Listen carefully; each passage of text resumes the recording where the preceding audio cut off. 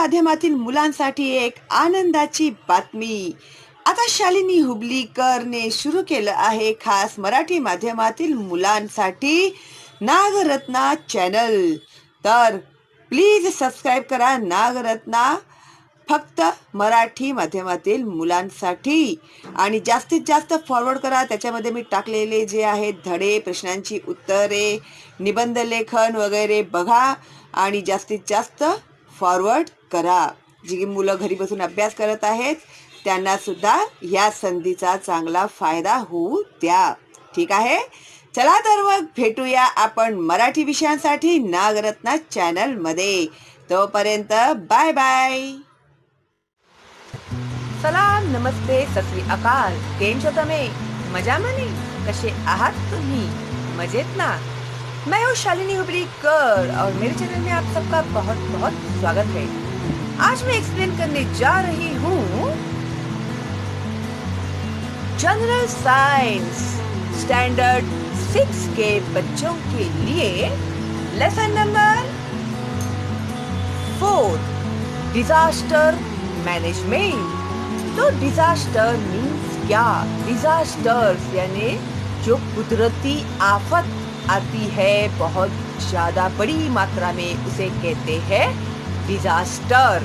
ठीक है, तो देखते हैं भी क्या है आपके इस लेसन में. तो कैन यू टेल, क्या आप लोग बता सकते हैं, 1, what events do you see in these pictures? अभी यहाँ पर कुछ पिक्चर्स दिए हुए हैं, तो इस पिक्चर्स में हम लोगों को क्या क्या दिखाई दे रहा है, बोलो तो जरा. तो अभी हम लोगों को यहाँ पर कौन से डिजास्टर्स दिखाई दे रहे हैं. तो ये देखो, ये जो पहला डिजास्टर है उसमें जो अर्थक्वेक आता है, अर्थक्वेक यानी भूकंप. ठीक है, तो अर्थक्वेक आने की वजह से जो बिल्डिंग्स है उसमें क्रैक्स आए हुए हैं, और यहाँ पर देखो रोड के ऊपर भी क्रैक्स आए हुए हमें दिखाई दे रहे हैं. ठीक है, फिर इधर क्या दिखाई दे रहा है हम लोग को? सूखा पड़ा है, दुष्काळ म्हणतात त्याला. ड्रॉट मीन्स दुष्काळ, सूखा पड़ना. यहाँ पर बाढ़ आया है, क्यों? हेवी रेन की वजह से. ठीक है, ये भी है डिजास्टर. पूर आलेला आहे अतिवृष्टीमुळे. अभी यहाँ पर आग लग गई है घर में, अचानक से सिलेंडर स्फोट हो जाता है, या फिर इलेक्ट्रिक का जो शॉर्ट सर्किट होता है, उसकी वजह से भी इस तरह से आग लग सकती है. ओके, और ये जो यहाँ पर हमें दिखाई दे रहा है ये है स्टॉर्म आता है ना, चक्रीवादळ बोलतात त्याला मराठीमध्ये. तो ये है चक्रीवादळ. और ये है वॉल्केनो. वॉल्केनो यानी जब ये जो पहाड़ होता है ना वॉल्केनो का, वो फट के उसमें से जो लावा रस बाहर निकलता है उसे वॉल्केनो कहते हैं. ठीक है, तो ये हम लोगों ने देखा 4.1 में सम डिजास्ट्रस इवेंट्स देखा. क्या देखा? सम डिजास्ट्रस इवेंट्स. तो भाई what would you have done in these situations? तो इन सिचुएशंस में हम लोग क्या क्या करते हैं आगे आने वाला है सब लेसन में. Okay, have you experience such a situation yourself? क्या कभी तुम लोगों ने इस सिचुएशन को एक्सपीरियंस किया हुआ है? तो why do these events occur? और ये इवेंट्स क्यों होते हैं? ठीक है, तो अभी हम लोग सबसे पहले देखते हैं डिजास्टर. ओके, तो यहाँ पर 4.2 में उन्होंने एक पिक्चर दिया हुआ है, effects of the earthquake at Killari. तो किल्लारी में जब अर्थक्वेक आया था तभी वहाँ पर इस तरह से पूरे घर वगैरह भी टूट गए थे.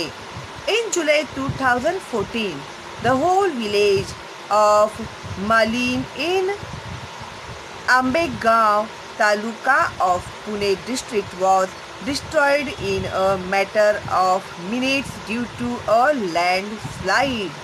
तो लैंडस्लाइड हो गया अर्थक्वेक की वजह से, और within no minute, within no time, पल भर में ही सब टूट फूट गया. क्षणात सगळं उद्ध्वस्त झालं. कशामुळे? भूकंपमुळे. तो भूकंप में क्या हुआ? लैंडस्लाइड होना. लैंडस्लाइड होना यानी क्या? जमीन सरक जाना या फिर जमीन फट जाना. Many got buried under the heaps of soil. बहुत से लोग जो थे वो मिट्टी के ढेर के नीचे दब गए, मातीच्या ढिगाच्या खाली दाबले गेले. बरीड होना यानी दफन हो जाना. And stone and lost their life.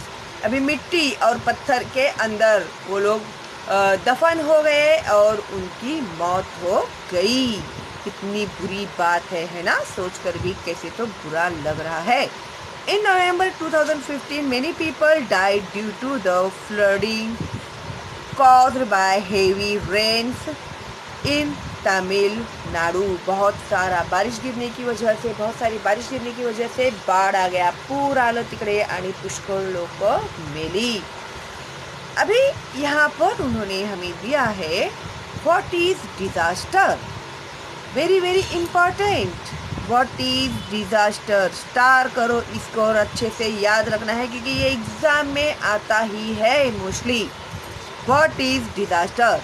A sudden event that causes large scale damage. तो लार्ज स्केल में ऐसी कोई घटना घटती है अचानक से जिससे बहुत ज़्यादा नुकसान होता है. तो किसका नुकसान होता है? डैमेज टू लाइफ यानी जो लोगों का जीवन है, बहुत सारे लोग मारे जाते हैं. प्रॉपर्टीज यानी चीज़ें, बिल्डिंग गिर गई, लोगों की चीज़ें सब खत्म हो गई. तो ये जो सारे नुकसान है वो प्रॉपर्टीज है. And social aspects of a nation और society is called a disaster. और जो लोगों का सोशल लाइफ होता है ना वो भी डिस्टर्ब हो जाता है. अभी अगर आप लोग लेटेस्ट एग्जाम्पल अगर हम लोग देखते हैं तो अभी ये है कोरोना.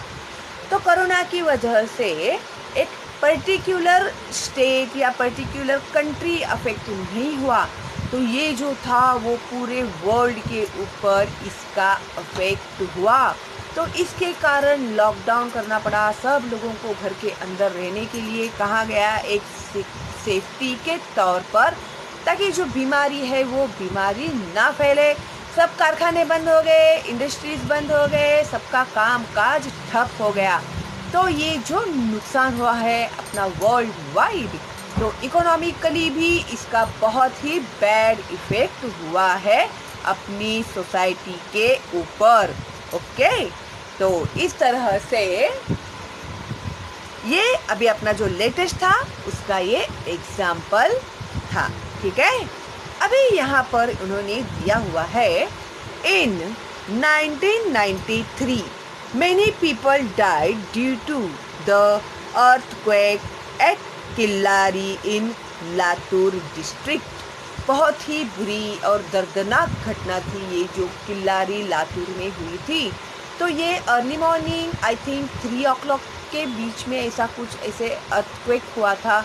और बेचारे जो लोग थे वो लोग नींद में ही बहुत सारे लोग मारे गए थे. तो ये बहुत ही बुरी घटना हुई थी. Even today people of Mumbai shudder at the memory of July 2005 when many people had lost their lives in the deluge caused by heavy rains. अभी आप लोगों को याद होगा तो जो 26 जुलाई 2005 के समय में ये जो मुंबई में बाढ़ आया था, मीठी नदी पूरी बहकर पूरा बम्बई शहर डूब गया था. ऐसा पहली बार ही हुआ था आई थिंक. तो इसमें जो बहुत सारे जो लोग थे घरों के अंदर जो दरवाजे बंद करके सो रहे थे, किसी को भी कुछ भी पता नहीं था और सडनली 8 फुट पानी बढ़ गया था. भाई हमारा भी जो घर था वो भी डूब गया था 8 फुट पानी में. ठीक है. तो उस समय में जो अपने बम्बई के लोग थे उन्होंने हिम्मत नहीं हारी थी और सब लोग एक दूसरे को बचा रहे थे। जो लोग ऊपर के फ्लोर्स में रहते थे उन लोगों ने जो आजू बाजू के सराउंडिंग के जो लोग थे ना उन लोगों को अपने घरों में रखा था। और इसको सब सेटल होने के लिए कुछ 8-9 दिन तो बिल्कुल लाइट ही नहीं थी बम्बई में, पूरा ब्लैकआउट था। पर्टिकुलर एरियाज में हो सकता है ऐसे होगा, लेकिन ऐसे हुआ था। और जो ऊपर के फ्लोर में रहते थे ना लोग, उन लोगों ने सभी ये जो कास्टिज्म वगैरह है ना, ये सब कुछ भी नहीं था। तभी सब लोग एक दूसरे को किस तरह से बचा सकते, किस तरह से जान बचाए लोगों की, उसमें ही सब लोग बिजी थे। और सब झोपड़ी नहीं, महल नहीं, कुछ नहीं। महलों के लोग जहाँ जहाँ पर आसरा मिला था, भले झोपड़ी में ही सही, लेकिन वो लोग जाकर वहाँ पर रहे थे। ठीक है, तो ये भी एक बहुत ही अनफॉरगेटेबल डिज़ास्टर था अपने मुंबई का। और आज भी वो सब याद आता है ना तो रोंगटे खड़े हो जाते हैं। अगर आपको टाइम मिलेगा ना तो नेट पर जाकर आप लोग सर्च करना भाई क्या क्या हुआ था उस समय में, तो आप लोगों को भी बहुत बुरा लगेगा। ठीक है, अगर आपने देखा रहेगा ना इंटरनेट पे तो मुझे कमेंट बॉक्स में आप लोग ज़रूर बताएंगे कि हाँ मैम हम लोगों ने देखा और क्या क्या हुआ था उस समय में। तो आप लोगों ने देखा है तो मुझे बताना ज़रूर कमेंट करके। ठीक है, अभी यूज़ यूअर ये कहाँ है भाई 4.4 डिज़ास्टर एट मालिन village. Use your brain power. What disaster can occur in school or on the way at school? अभी स्कूल के अंदर या फिर स्कूल में जाते समय क्या डिजास्टर हो सकता है? According to you, what can be done to deal with such a disaster? और तुम्हारे हिसाब से इस डिजास्टर को हम लोगों को किस तरह से हैंडल करना चाहिए, डील करना चाहिए? ठीक है, अभी एक छोटा सा एग्जांपल देती हूँ। अब समझो बारिश का मौसम है और अचानक से पानी बढ़ गया, तो तुम लोग बच्चे हैं, रोड के ऊपर चल रहे हैं, तो तुम लोग क्या करोगे? फटाफट है ना, कोई पेड़ वेड़ दिख जाए तो वहाँ पर चढ़ जाना है, बिल्डिंग है तो बिल्डिंग के अंदर चले जाना है। तो इस तरह से आप लोग उस सिचुएशन को किस तरह से हैंडल करोगे तो वो आपके ऊपर ही डिपेंड करता है। ठीक है, good. How and why do you following disasters occurs? अभी ये जो डिजास्टर्स होते हैं तो वो डिजास्टर्स होने के पीछे क्या कारण है? अभी क्या क्या है देखो। Floods due to heavy rain, very important. ये आप लोग को पूरा पक्का करना है। जो जो भी मैं स्टार्ट कर रही हूँ ना वो सब इम्पॉर्टेंट है आप लोगों के लिए, तो पक्का करके रखो इसको, क्योंकि ये 101% आपको एग्जाम में पूछा ही जाता है। ठीक है, अभी 1 flood due to heavy rain, बाढ़ जो आता है पूर जे येतं ते अतिवृष्टीमुळे होतो, हेवी रेन यानी बहुत ज़्यादा बारिश गिरना। 2 an earthquake, lightning, a volcanic eruption etcetera. Earthquake means भूकंप, लाइटनिंग यानी बिजली गिरना, वीज पड़ने, वॉल्केनिक इरप्शन यानी जो लावा रस आता है ना बाहर वो। 3 फॉरेस्ट फायर्स। अभी फॉरेस्ट फायर्स यानी क्या होता है? जंगलों में आग लगती है। आप लोग को पता है ना, अभी पिछली बार ऑस्ट्रेलिया के जंगल में आग लगी थी तो बेचारे वो जो जानवर थे उनकी क्या हालत हो गई थी। अगर आपने नहीं देखा है तो ज़रूर देखना। और ये सब बेसिक जनरल नॉलेज की बातें होती है, वो आप लोगों को वो पता होनी चाहिए।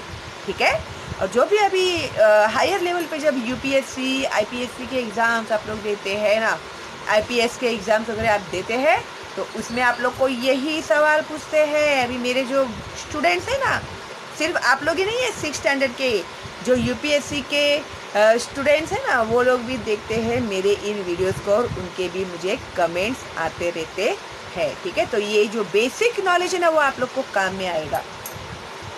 4 increased risk due to high density of population in a limited area।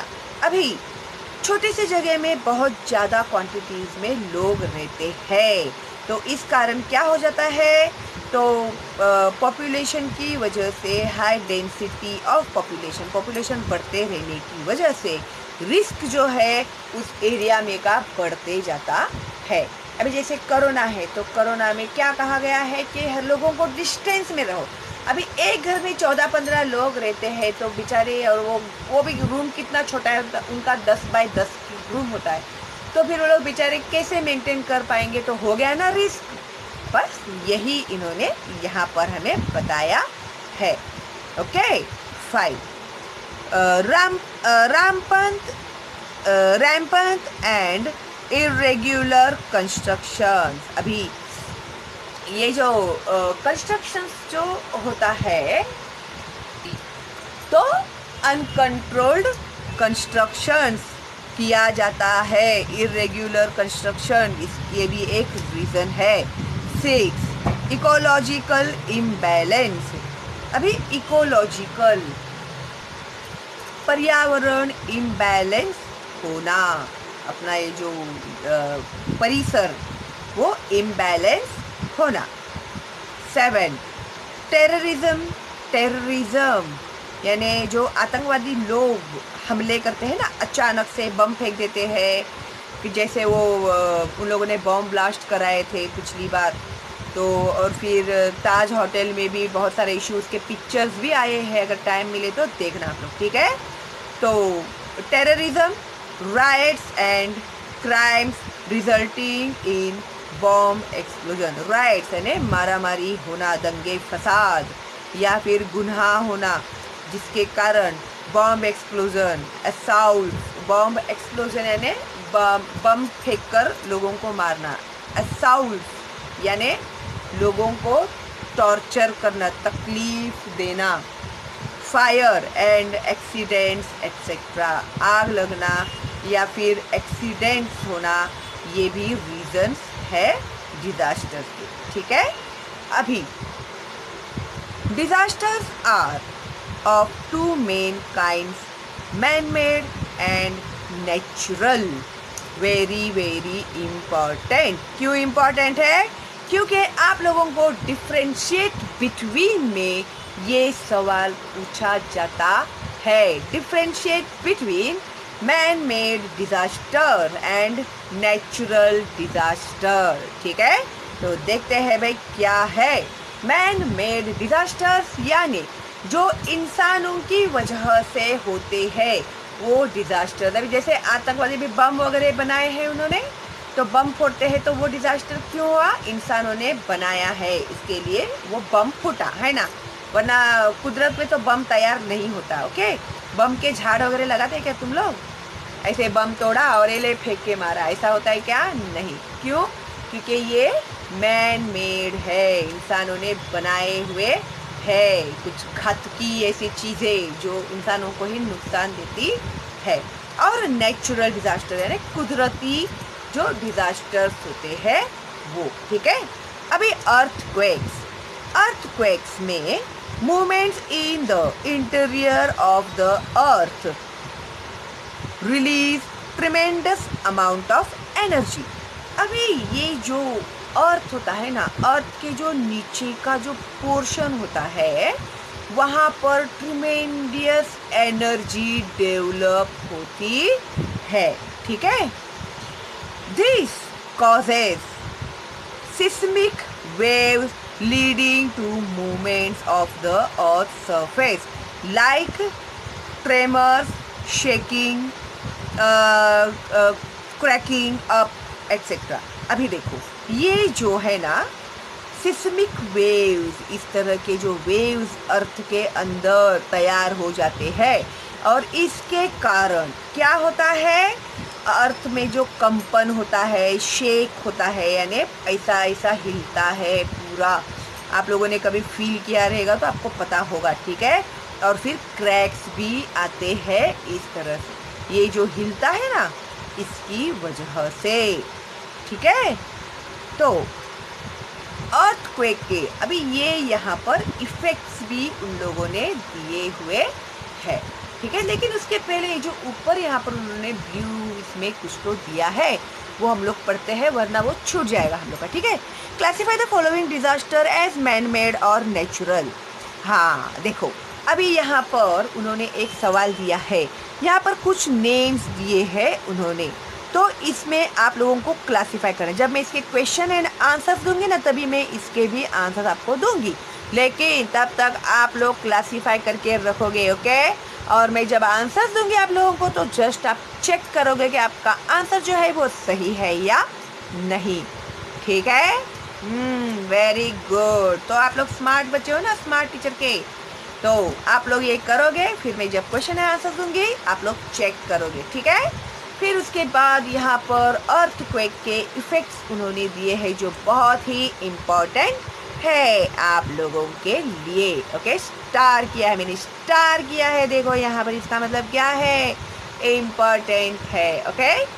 Effects of earthquake, भूकंपाचे परिणाम काय काय होतात। Destruction of infrastructure, that is buildings, सब हिल जाता है, जमीन हिलती है तो सब हिल गए फिर, है ना। तो क्या क्या हिलता है उसमें, buildings, bridges, roads, railway tracks etcetera, सब इम्बैलेंस भी हो सकते हैं, टूट भी सकते हैं। अगर गड्ढा गिरेगा तो गड्ढे के अंदर घुस भी सकते हैं, वो डिपेंड करता है कि किस तरह का अर्थक्वेक आया है इसके ऊपर, okay. Second, change in the direction of the flow of reverse. अभी अर्थक्वेक की वजह से जब जमीन पूरा इम्बैलेंस हो जाता है, तो ये जो नदी होती है ना, वो कहाँ बहती है, ढलान की ओर ही बहती है। तो जहाँ उसको ढलान मिला वो वहीं से बहेगी। अगर अर्थक्वेक की वजह से ढलान उसका चेंज हो गया, तो उसका भी बहने की जो दिशा होती है तो वो भी चेंज हो जाता है। नदीचा प्रवाह वो चेंज होतो, जर जमिनीचा त्या भागातील जी जमीन आहे त्याच्यामध्ये बदल आला तर नदीचा प्रवाह सुद्धा बदलतो। Huge loss of life and property, और लाइफ यानी कौन, हम लोग, इंसान लोग, लिविंग थिंग्स जितने भी है अर्थ के ऊपर, अगर अर्थक्वेक आया उस जगह पे तो वहाँ पर जो लोग हैं वो मरते हैं, वहाँ पर एनिमल्स है वो भी मरते हैं, ठीक है। तो हो गया ना, लाइफ और प्रॉपर्टी का भी लॉस हो जाता है, ठीक है। तो जो भी चीज़ें होती है, भी हमारा घर है भाई, हमारा तो कुछ ज़्यादा प्रॉपर्टी है नहीं, लेकिन अगर घर पे भी हमारे अर्थक्वेक की वजह से अगर हमारा बिल्डिंग गिर गया, तो फिर अपने जो घर में की जो चीज़ें थी, टीवी, फ्रिज, ये वो, पहले हम लोग शुरुआत तो घर से ही करते हैं ना, तो वो सब तो ख़त्म हो जाएंगे, फिर हो गया ना अपने प्रॉपर्टी का लॉस। तो इस तरह से अगर बड़े बड़े बिल्डिंग्स गिरते हैं, इंडस्ट्रीज गिरती है, तो ये बहुत लार्ज क्वांटिटी में लॉस होता है, ठीक है, ओके। अभी इसके बाद है फ्लड। फ्लड यानी बाढ़। कितना बड़ा है भाई लेसन, पहले मैं देख लेती हूँ, तो फिर मैं पार्ट 2 में आपको एक्सप्लेन करूँगी, ठीक है। आई थिंक फ्लड हम लोग कंप्लीट कर देंगे, ठीक है। फिर जो फॉरेस्ट फायर है वो मैं अगले पार्ट 2 में आपको सिखाती हूँ, ओके ओके, थैंक यू। चलो अभी देखो फ्लड्स। फ्लड्स यानी क्या, फ्लड्स यानी बाढ़ आना, पूरी येणे। A frequently occurring natural disaster in all parts of the world is flood. Very important, underline करो इसको। What is flood? तो a frequently occurring natural disaster in all parts of the world is floods. तो due to excessive rains in the same place. अभी एक क्यों भाई flood आता है, तो जब एक ही जगह पर बहुत ज़्यादा बारिश गिरती है और रिवर ओवरफ्लो, तो नदियाँ क्या होती है, भर के ऊपर से बहने लगती है। It's banks causing a flood. फिर ये जो नदी है वो उसके वो ओवरफ्लो होती है, फिर वो उसका एरिया छोड़ के पूरे गांव में, शहर में, जिसको जहाँ उसको जगह मिलता है वो वहाँ पर घुस जाती है। The water drainage system in big cities falls short when there is heavy rainfall resulting in choking of gutters and drainage lines। और ये एक बहुत ही बड़ा और इम्पोर्टेंट प्रॉब्लम है फ्लड आने के पीछे। अभी क्या होता है, ये जो वाटर बहुत ज़्यादा क्वांटिटी में गिरने की वजह से जो ड्रेनेज सिस्टम होता है वो उसे पूरा नहीं पड़ता। अभी ड्रेनेज सिस्टम यानी क्या? ड्रेनेज सिस्टम यानी पाइपलाइन जो होते हैं, हम लोगों के सिटीज़ में जो बड़े बड़े पाइपलाइंस होते हैं ना, अगर उसके जो ड्रेनेज सिस्टम है, अगर पाइपलाइंस अगर क्लियर नहीं है हम लोगों के, तो जो उसका जो मुंह होता है, उसके ये मुंह के यहाँ पर जो जाली होती है ना, यहाँ पर जो कचरा होता है, अभी ये लोग प्लास्टिक का यूज़ क्यों बंद कर रहे हैं? क्योंकि ये जो पाइपलाइंस होता है ना, जो हम लोग गटर्स में वगैरह जो भी प्लास्टिक फेंकते हैं, कचरा फेंकते हैं, तो वो जाकर आता है पाइप्स लाइन में। ठीक है, देखो कितना बड़ा प्रॉब्लम है ये। ओके, फिर ये जो प्लास्टिक्स वगैरह है ये यहाँ पर आकर अटक जाते हैं। अटक जाने की वजह से जो बारिश गिरता है, तो ये जो बारिश का पानी, ये जो पाइपलाइन से जितनी फ्लो में उसे मिलना चाहिए, बाहर निकलना चाहिए, वो नहीं निकलता।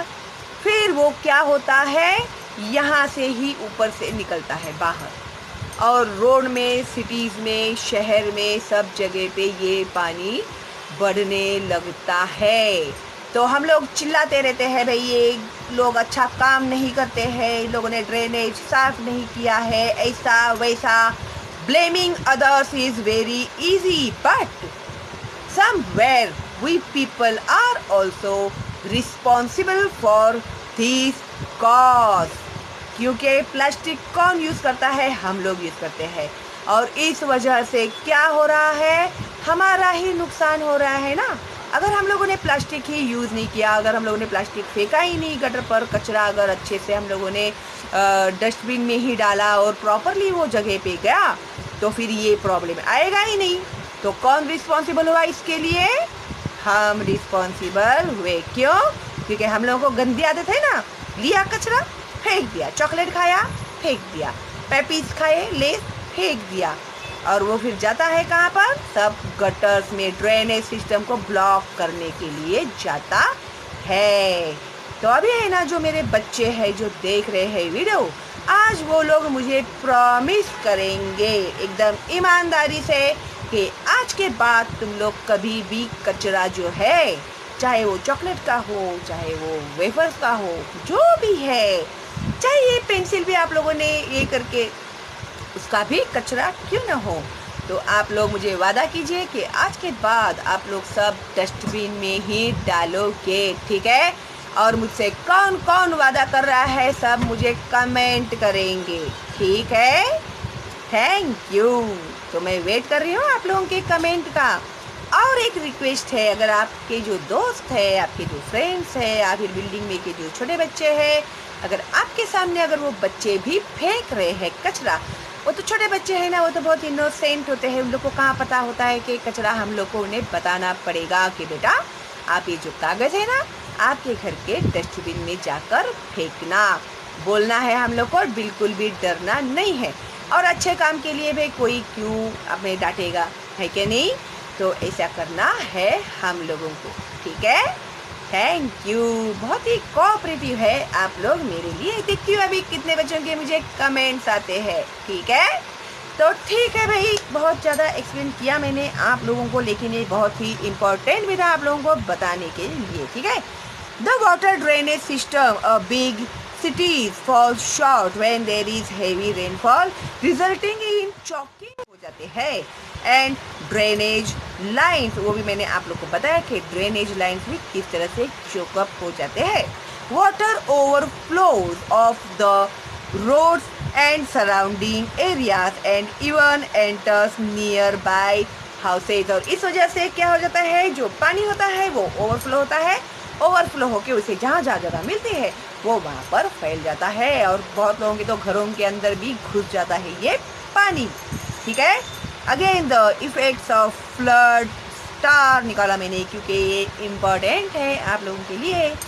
Huge loss of life and property, ये तो भाई सबसे पहला है ना। सबसे पहले तो लोगों की मौत हो जाती है। सिर्फ लाइफ यानी लोग मरे तो उसे लाइफ की डेथ नहीं कहते। अगर ये जो अभी फ्लड आया है पूरे गांव में वो घुस गया है पानी, तो वो गांव में जो जानवर होते हैं वो मरते हैं। बेचारे जो तबेले में जो जानवर बांधे हुए रहते हैं ना, गाय बैल वगैरह, वो भी तो बेचारे बंधे हुए होने की वजह से अपनी जान नहीं बचा पाते और वहीं पर उनकी डूबकर हजारों की क्वांटिटी में ये एनिमल्स भी मर जाते हैं। तो हो गया ना लाइफ का लॉस। और प्रॉपर्टीज का भी तो लॉस होता ही है। देखो अभी ये सब घर भी डूब गए तो बेचारों का कितना लॉस हो गया। खेती बाड़ी भी पूरी डूब गई, फसल पूरा बर्बाद हो गया है ना, तो ये भी तो लॉस हो गया ना। तो ये है इस तरह से लॉस। ठीक है, अभी डिस्ट्रक्शन ऑफ स्टैंडिंग क्रॉप्स, अभी जैसे मैंने आपको कहा जो अनाज खड़ा होता है वो बाढ़ की वजह से पूरा बह जाता है, फिर पानी रुक जाता है, फिर वो सड़ जाता है, गल जाता है। After effects of floods like spread of diseases and epidemics affects the health of the people. और ये जो बाढ़ होता है ना, ये बाढ़ की वजह से तो पानी तो भरता ही है, फिर जब उसके बाद भी क्या होता है, जहाँ जहाँ पर ये पानी जमा होता है वहाँ वहाँ पर बदबू फैलती है। फिर एनिमल्स के मरे हुए बास, बदबू, फिर मच्छर बढ़ जाते हैं और जो एपिडेमिक अफेक्ट होता है सोसाइटी के ऊपर और हेल्थ के भी प्रॉब्लम्स होते हैं। जैसे बाढ़ की वजह से होने वाले प्रॉब्लम्स है डेंगू, मलेरिया और भी बहुत सारी बीमारियां होती है, कॉलरा, डिसेंट्री, डिहाइड्रेशन वगैरह बहुत सारी बीमारियां है जो बाढ़ की वजह से होती है। ओके, उसके आगे है स्टॉर्म, जो मैं आपको एक्सप्लेन करने वाली हूँ पार्ट 2 में, नहीं तो फिर वीडियो बहुत बड़ा हो जाएगा। ओके, तो वेट करना मेरे पार्ट 2 के लिए। और कैसा लगा आपको मेरा वीडियो, अच्छा लगा, सब समझ में आया क्या नहीं, मुझे आप लोग बताने वाले हैं कमेंट करके। ठीक है, और ये जो नॉलेज है ना वो आप लोगों को आप तक ही सीमित नहीं रखनी है। तो जो आपके दूसरे फ्रेंड्स हैं और रिलेटिव्स है या फिर आजू बाजू में जो भी बच्चे हैं जितने भी पढ़ रहे हैं, प्लीज़ मेरे चैनल का लिंक आप फॉरवर्ड कीजिए, जो है बिल्कुल मुफ्त। और गवर्नमेंट भी भेज रही है मेरे चैनल के लिंक्स बच्चों को, और सिर्फ इंडिया में ही नहीं भाई, इंटरनेशनली भी मेरे जो बच्चे हैं, स्टूडेंट्स हैं, उनके कमेंट्स आते हैं मुझे और वो लोग भी वहाँ पर देखकर सीख रहे हैं। तो है ना अपने लिए बहुत ही प्राउड की बात। क्यों है भाई प्राउड की बात? क्योंकि बच्चे जो है वो अच्छे से सीख रहे हैं शालिनी हुबलीकर चैनल में, है ना। और ये जो पार्ट 2 एक्सप्लेन करने के बाद मैं पार्ट 3 में आप लोग को अपलोड करूंगी इसके क्वेश्चंस एंड आंसर्स, तो वेट एंड वॉच। ओके, चलो फिर मिलते हैं बहुत जल्दी ही पार्ट 2 में। तब तक के लिए bye bye, stay home, stay safe.